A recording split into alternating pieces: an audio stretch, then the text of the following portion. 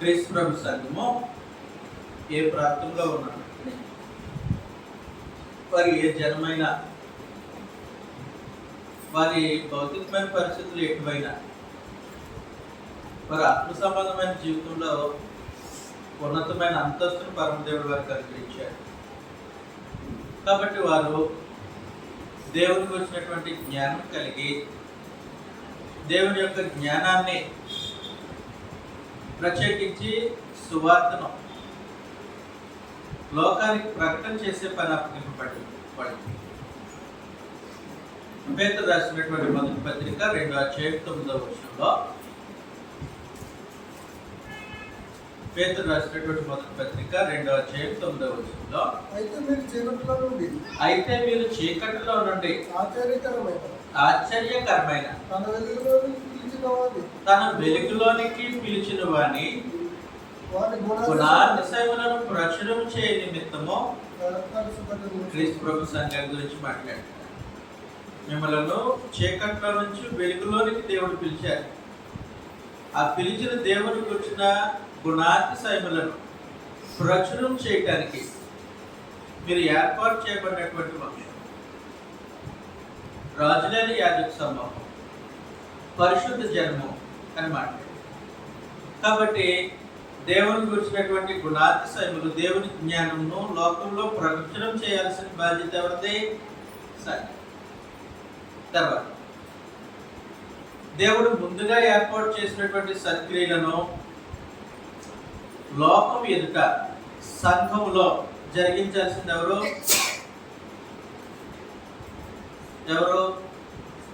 సంఘం. ఇక్కడ రెండు మాటలు మనం చాలా జాగ్రత్తగా గమనించాలి. సత్క్రియలు సంఘంలో, సంఘం జరిగించడానికి ఉద్దేశించింది. ఎవరి ఎదుట?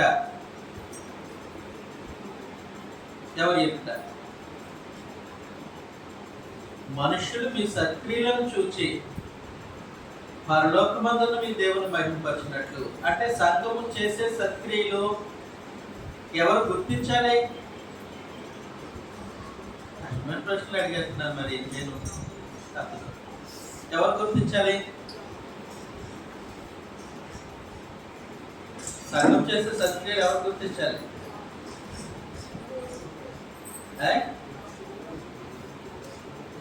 సంఘం వెలుపటి వారు కూడా గుర్తించాలి. అప్పుడే వారు దేవుని మహిమపరుస్తారు. కాబట్టి సంఘం ఎలాంటి స్థితిలో సత్క్రియలను పరమదేవుడు చేయడానికి నియమించాడంటే, సంఘం సత్క్రియలు జరిగిస్తూ ఉండాలి. వాడుక సంఘం చేస్తున్నటువంటి సత్క్రియలు లోకం గుర్తించాలి. వారు కూడా దేవుని మహిమపరచాలి. ఆ ఊళ్ళో క్రీస్తు సంఘం అంటే ఇలా పనిచేస్తారు. వాళ్ళు ఊళ్ళో స్థానిక సంఘం, క్రీస్తు సంఘం ఉన్నారు. వాళ్ళు ఇలాగా ఉంటుంది వాళ్ళ జీవితం. వాళ్ళు ఇలాంటి కార్యక్రమాలు చేస్తారు. లోకం కూడా గుర్తించారు. ఆ స్థితిలో పెట్టిన తర్వాత అలా పనిచేస్తున్నారా లేదా సంఘం? సువార్త విషయంలో, సత్క్రియల విషయంలో, విశ్వాస సంబంధమైన కార్యక్రమాల విషయంలో అలా పనిచేస్తున్నారా లేదా అని పరీక్షించడానికి సార్దీసును పరమదేవుడు దర్శించారు. ఆ ఊరిలో ప్రభునేసి దర్శించారు. ఆ ఊర్లో సంఘం ఉన్నారు. సంఘం చూస్తే సంఘమే, లేదంటే గొప్ప సంఘమే పైకి కనపడి చూసిన వాళ్ళందరూ జీవించుతున్న సంఘము అన్నారు. ఏమన్నారు? జీవించుతున్న సంఘము అన్నట్టు బయటికి కనపడుతున్నారు. ప్రభు దగ్గరికి వెళ్ళి చూస్తే జీవించుచున్నావని పేరు మాత్రం ముందుగా నువ్వు మృతుడే, పేరుకే బతుకుతున్నావు, పేరుకే క్రీస్తు సంఘం, పేరుకే సార్దీసులో ఉన్న క్రీస్తు సంఘం, పేరుకే సార్దీసులో ఉన్నటువంటి ప్రభు సంఘం. జీవించుచున్నావని పేరు మాత్రం ఉంది కానీ నువ్వు మృతుడే. ఏ ప్రభు అంతమాట అన్నావు? మమ్మల్ని చచ్చిన వాళ్ళతో పోల్చాం.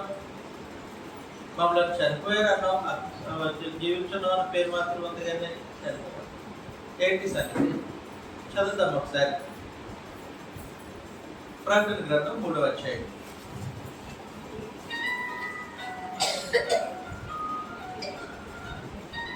ప్రకటన గ్రంథం 3వ అధ్యాయం.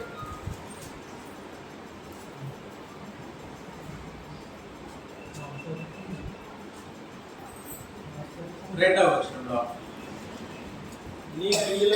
నీ క్రియలను నా దేవుని ఎదుట సంపూర్ణమైనవిగా నాకు కనపడలేదు కనుక జాగారూకుడివై సావనైన మిగిలిన వాటిని బలపరచును. నీవు ఎలా ఉపదేశం పొందుతావు? మొదటి వచనంలో నీ క్రియలను నేను ఎరుగుదును, ఏమనగా జీవించుచున్నావన్న పేరు మాత్రం నీకున్నది కానీ నీవు మృతుడివే. నీ క్రియలను బట్టి తెలుస్తుంది. నువ్వు జీవించుచున్నావో లేదా మృతుడు అయ్యావో ఆ స్థానిక సంఘం చేసే క్రియలను బట్టి ప్రభు గుర్తిస్తాడు. చూశారు, అందరూ అనుకుంటున్నారు బ్రతుకున్నారు, సంఘం జీవించే సంఘం అనుకుంటారు. కానీ ప్రభు పరీక్షించాడు. పరీక్షిస్తే ప్రత్యేకించి వాళ్ళు చేస్తున్నటువంటి క్రియలు పరీక్షించాడు. ఏం అప్పగించారో ఆ పనులు పరీక్షించారు. సువార్త ప్రకటించే పని, సత్క్రియలు చేసే పని, తర్వాత విశ్వాసాలను బ్రతికించుకోవటానికి విశ్వాస సంబంధమైన కార్యక్రమాలు, క్రియలు చేసే పని అప్పగిస్తే అవి ఏం చేయకుండా చేతులు ముడిచి కూర్చున్నారు. చేయట్లేదు సంఘం. జీవించుచున్నావని పేరు మాత్రం నీకున్నది కానీ నువ్వు మృతుడివే అని. ఇంకా తర్వాత ఏమన్నారంటే నీ క్రియలు నా దేవుని ఎదుట సంపూర్ణం కాలేదు. జాగ్రత్తగా సంగతిని గుర్తుపెట్టుకోవాలి. మనం ప్రతి ఒక్కరు మనం ఈ పనులు చేసాం కదా చాలే అనుకుంటాం. ఈ పని చేసాం కదా చాలే అనుకుంటాం. చాలే అని దేవుడు అనుకోవాలి, చాలే అని ప్రభు అనుకోవాలి. సాత్విక సంఘం గురించి ప్రభు అలాగ అనుకోలేదు. క్రియలు మొత్తానికి చేయని వారు కాదు, వాళ్ళు సంపూర్ణంగా చేసిన వారు కాదు. అడపాదడప అప్పుడప్పుడు అక్కడక్కడ చేస్తారు. అది సువార్త కార్యక్రమం అయినా, సత్క్రియలైనా, విశ్వాసాన్ని కాపాడుకునేటువంటి కార్యక్రమాలు ఏమైనా సరే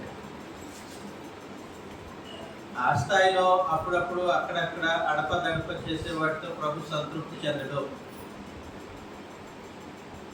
దేవుని దగ్గర ఒక లెక్క ఉంటుంది. ఆ లెక్క ఎలాంటి లెక్క అంటే 5 తలాంతులు తీసుకున్నవాడు మరొక 5 సంపాదించాలి, అప్పుడు లెక్క పూర్తి. 2 తలాంతులు తీసుకున్నవాడు ఇంకో 2 సంపాదించాలి, అప్పుడే లెక్క పూర్తి.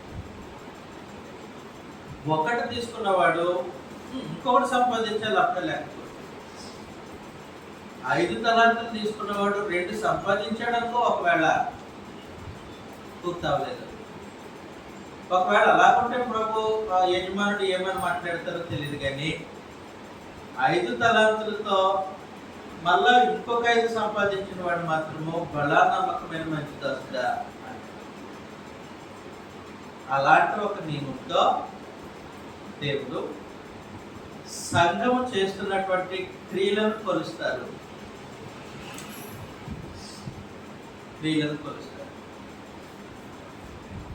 సంఘానికి అప్పగింపబడినటువంటి బాధ్యతలు, వారు చేస్తున్నటువంటి క్రియలను కొలుస్తారు. సార్దీసులో ఉన్న సంఘం చేస్తున్నటువంటి క్రియలను కొలిసినప్పుడు దేవుని ఎదుట సంపూర్ణం కాలేదు. ఈ క్రియల సూచిక ప్రభు వేస్తాడు. ప్రత్యేకించి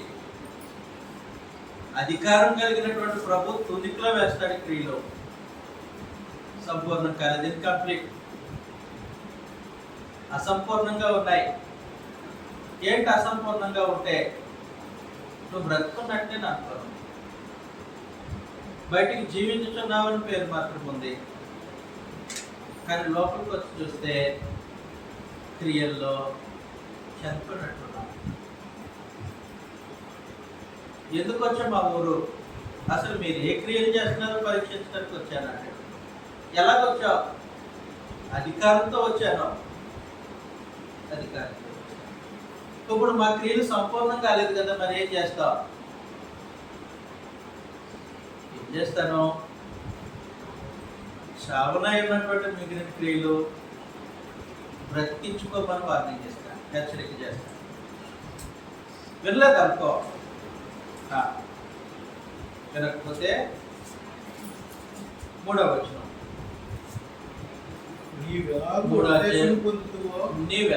ఉపదేశం పొందుతువో, ఎలాగు వింటివో జ్ఞాపకం చేసుకుని దానిని గైకొనుచు మారు మనసు పొందుము. అది క్రియలు చేసే విషయంలో మారు మనసు పొందవు. నీ మనసు మార్చుకొని మళ్ళా క్రియలు ప్రారంభించు. నీ మనసు మార్చుకొని మళ్ళా క్రియలు కొనసాగించు. అప్పుడెప్పుడో చేశాం కదండి 10 సంవత్సరాల క్రితం, సంపూర్తి కాలేదు. అప్పుడెప్పుడో చేశాం కదండి, సంపూర్తి కాలేదు. ప్రభు యొక్క తూనికలో సంపూర్తి కావాలి.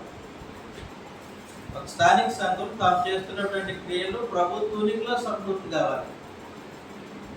ప్రభు ప్రత్యేకించి సంఘం చేస్తున్నటువంటి క్రియలను తూనిక చూసి దేవునికి ఇస్తాడు. ఈ డబ్బా ఎవరిది? ఫలానా స్థానిక సంఘం ఉంది. ఏంటి ఖాళీగా ఉంది? అది చేయలేదు. ప్రభు చూసి ఇస్తాడు. దేవుని ఎదుట సంపూర్ణం కాదు. దేవుని ఎదుట క్రియలు సంపూర్ణం కాకపోతే ప్రమాదం.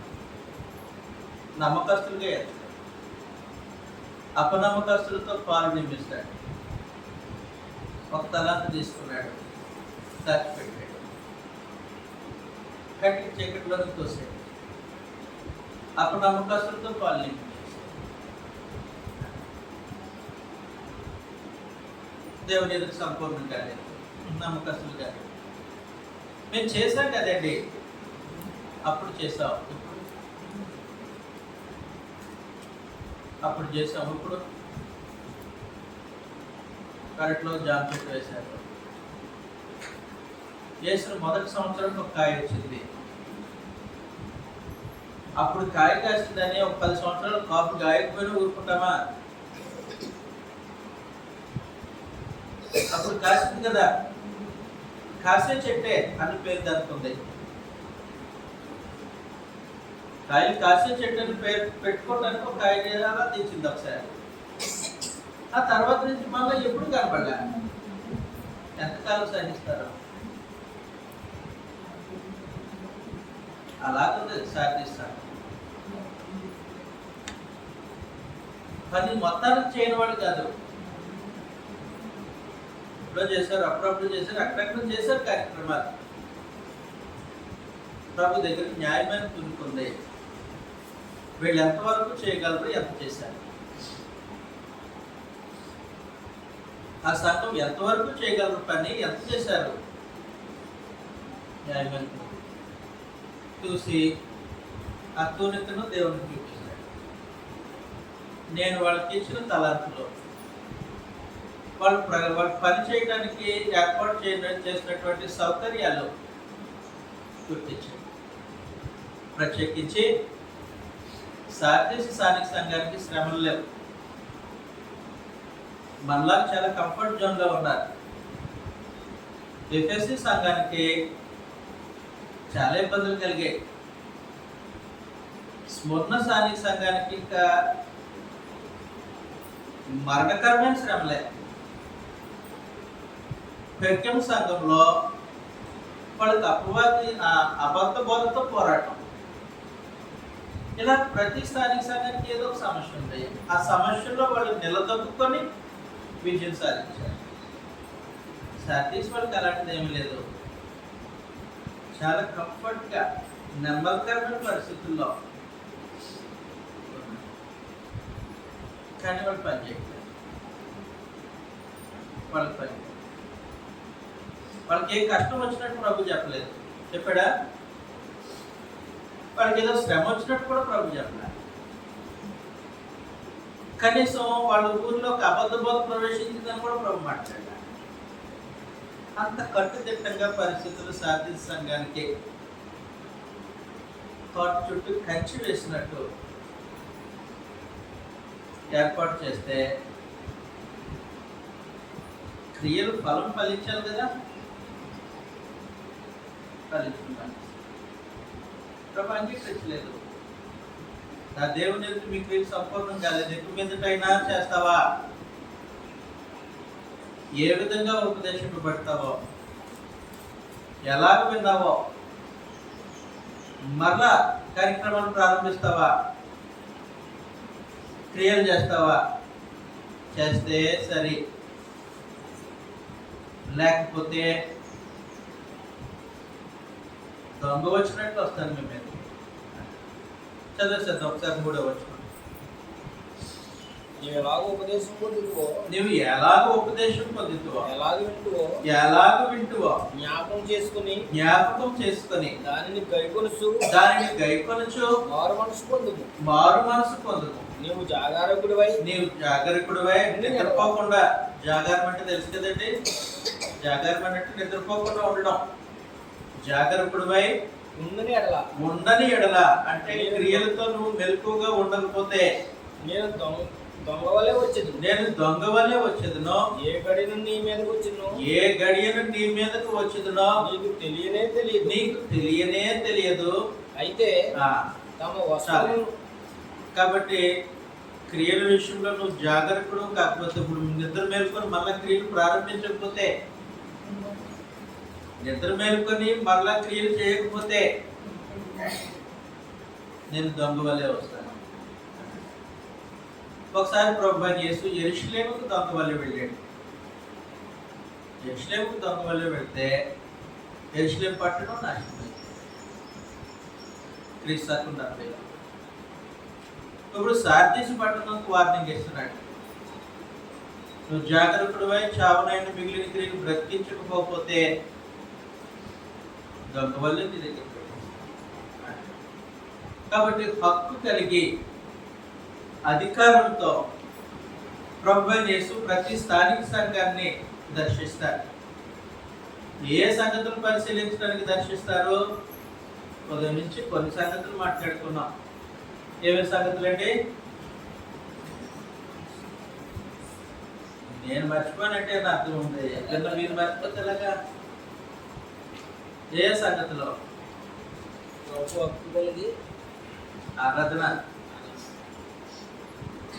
ఆరాధనకి కేంద్రం క్రీస్తు ప్రభు సంఘం అయితే ఆరాధన ఎలా జరుగుతుంది, ఆరాధించేవారు ఎలా ఉన్నారు అని పరీక్షిస్తాడు మొదటి. రెండవది మహిమ. క్రీస్తు ప్రభు సంఘం దేవుని మహిమకు కేంద్రం అయితే నిజముగా ఆ సంఘము దేవుని మహిమపరిచే కార్యక్రమాలను చేస్తుందా, దేవునికి మహిమకరంగానే సంఘం ప్రవర్తిస్తుందా పరీక్షిస్తుంది. మూడవది